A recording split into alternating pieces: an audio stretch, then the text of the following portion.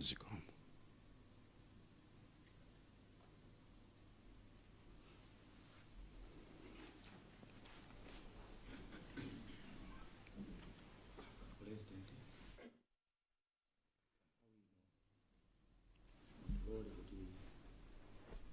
Ndipemphe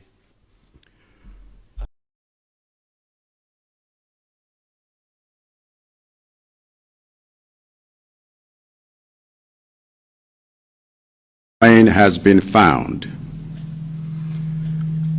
and I am deeply saddened and sorry to inform you all that it has turned out to be a terrible tragedy.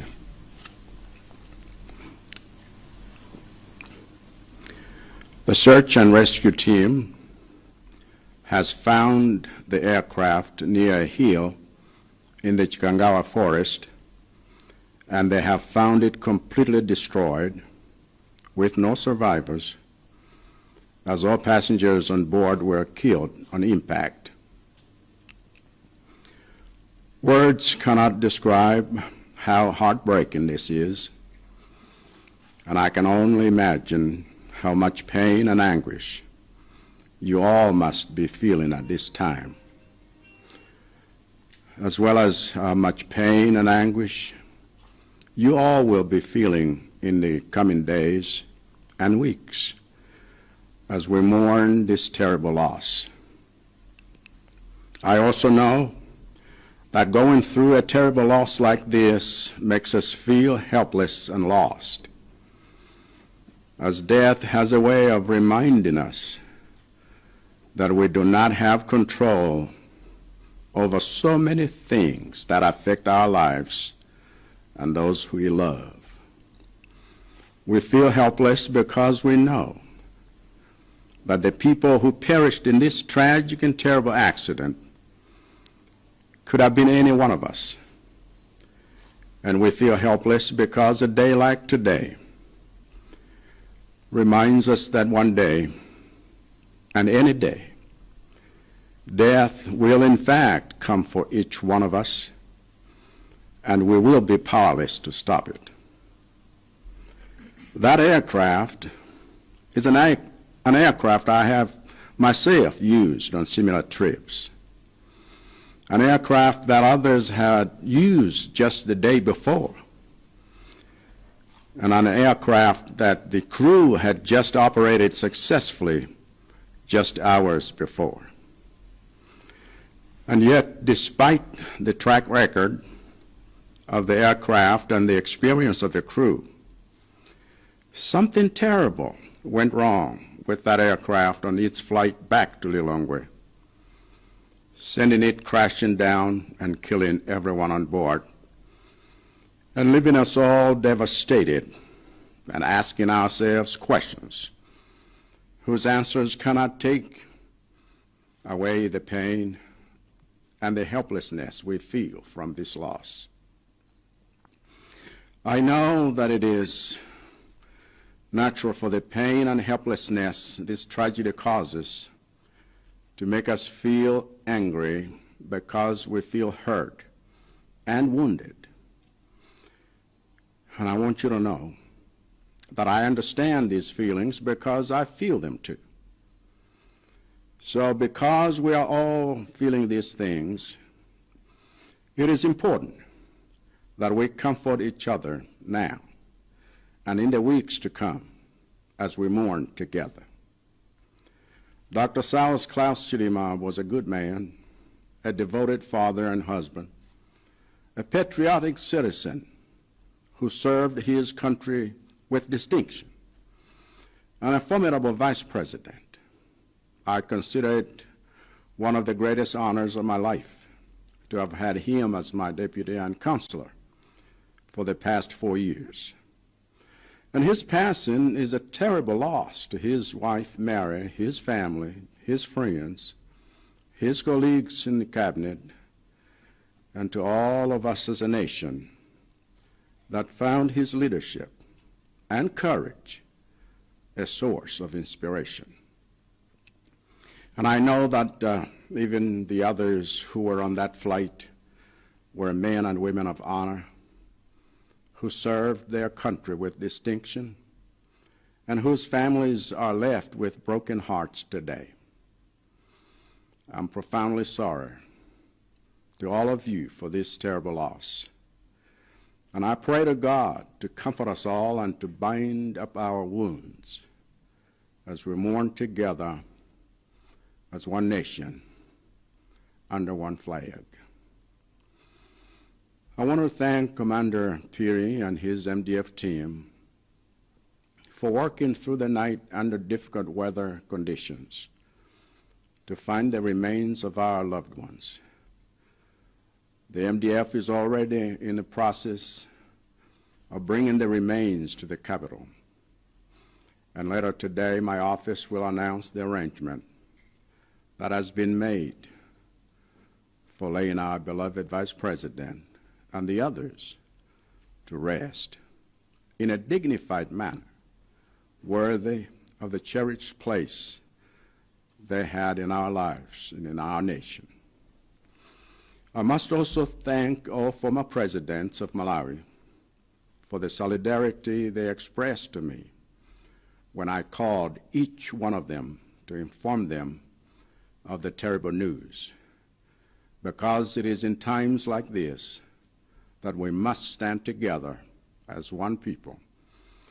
And I'll be counting on their support to unite us during the days of mourning that lie ahead. But more than anything, I'm deeply sorry to all of you for this terrible loss. And I humbly ask you all to observe with me a minute of silence in honor of their memory. May their souls rest in peace.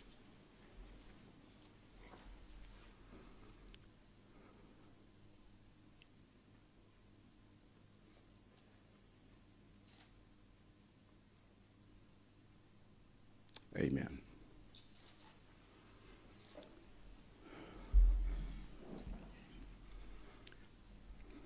Amalawi Zanga, a commander wa Malawi Defense Force vandidziwitsa kuti zimene natuma kuti afunefune ndi kupulumutsa amene angapezeka amoyo pa ndege imene idasowa itanyamula Vice President wathu ndi anthu ena 9. Ntchito imeneyo yatha yamalizika ndipo ndegeyo yapezeka, koma ndiliomva chisoni kwambiri kukuwuzani nonse kuti ndi tsoka losasimbika, chifukwa mmene ayipezera ndegeyi pafupi ndi phiri lina ku Chikangawa ayipeza itawonongekeratu yonse popandanso opulumuka, ndipo wonse amene anali pa ndegeyi adafa nthawi yomweyo ndege idawomba phiri. Palibe mawu, palibe chichewa chimene chingafotokoze kusweka kwa mitima yathu. Ndipo ndikuganiza kuti ululu ndi kupweteka kumene tonse tili kumva nthawi ino, komanso ululu ndi kupweteka zimene zikhale nafe m'masiku akubwerawa, masabata akubwerawa, mmene tili kukhudza imfa yotere nzosasimbika. Nodziwanso kuti kumadutsa mnyengo yotere zikutipangitsa tonse kukhala anthu akakasi otayika, chifukwa imfa ili ndi mphamvu yotikumbutsa tonse kuti kunena zoona tilibe ulamuliro pa zinthu zambiri zochitika pa moyo wathu, ngakhalenso pa miyoyo ya amene timawakonda. Tikukhala kakasi chifukwa choti anzathu awonongeka mu ngozi yoyipa ngati imeneyi, ngozi yakuti kadakhoza kuchitikira wina aliyense wa ife. tikukhala kakasi chifukwa choti tsiku ngati limeneli tsiku lotikumbutsa tonse kuti tsiku lina mwa masiku akubwerawa o tsiku na lililonse imfa itibwerera kwa aliyense wa ife, ndipo ikafika sitikakhala ni mphamvu yoyiletsa. Ndege imeneyi ndege yakuti ineyo ndagwiritsapo ntchito kambirimbiri m'maulendo ngati omwewa. Ndege yakuti wenanso anagwiritsa ntchito posedwa pomwepa dzanadzanale. Ndege yakuti dzulo limene anthu anayendapo uyendetsa kubweretsa kuno ku Lilongwe bwinobwino maola ochepa ngozi isanachitike. Angakhale kuti ndege yakuti tayendamo komanso oyendetsawo ndi anthu oyidziwa bwino, china chake chinachitika choyipa chakuti sitingadziwe chifukwa anthuwa mmene anawuzidwa kuti azibwerera ku Lilongwe pokanika kutera ku Mzuzu, ndege ija m'malo mobwera kuno yagwa ndi kupha aliyense amene anali momwemo. Kutisiya tonse tili kakasi kukhala ni mafunso akuti ngakhale mayankho ake sachotsa kupwetekako ayi, kapenanso mmene tiumvera chifukwa cha amene tatayawa. Nudziwa kuti kwa aliyense wa ife kumva kupweteka komanso kukhala kakasi pa nthawi ya ngozi yotere zimatipangitsa kukwiya komanso kuvulazidwa mu mtima chifukwa sitikudziwa chachitika nchiyani. Ndipo ndifuna mudziwe kuti ngati mumva zimenezo ineyo ndikumvetsa chifukwa inenso ndikumva chimodzimodzi. Ndiya popeza tikumva zinthu zoterezi nkoyenerera nkofunikira kuti titonthozane wina ndi mnzake pali pano komanso ngakhale masabata akubwerawa pamene tili kukhuza ngozi imeneyi. Dr. South Class Chilima anali munthu wabwino, tate komanso mwamuna wa mkazi wa Mary, koma munthu wodzipereka wokonda dziko lake, kutumikira dziko lino komanso kutumikira ndi changu. Vice President amene anali wolimba mtima. Ndichiyesa chinthu cha mtengo wapatali mmoyo wanga kuti ndakhala naye ngati wachiwiri wanga komanso ngati mlangizi wanga zaka 4 zapitazi, ndipo imfa yawo